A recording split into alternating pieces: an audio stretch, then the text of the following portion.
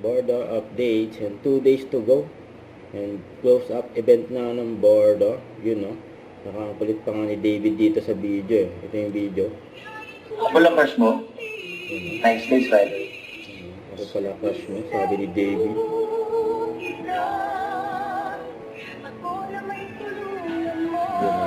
Ang saya kasi Sa interview kay Barbie. same group of people, tapos same location, parang nakakaano.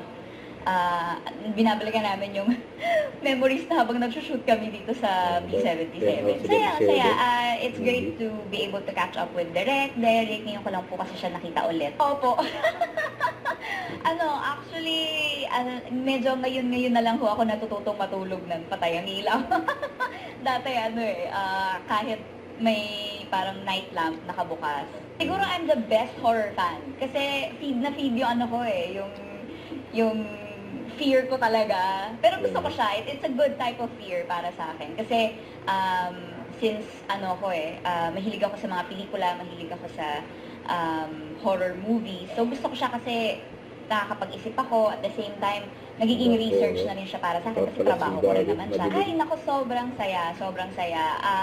Challenging, syempre, kasi unfamiliar territory, so hindi siya as comfortable as when we shoot here in the Philippines. Pero masaya kasi, first of all, lahat talaga very efficient, and syempre kasama ko si Kailin, so alam ko na I have someone to talk to lean on pagka pagod na ganyan. Parehas kaming nakukuhaan ng energy, ng chika. Yun nga actually, nag-comment nga si Bianca Umali dun sa photo namin ni Kailin. Sabi ko, anak ko, dapat bumalik tayong tatlo dito.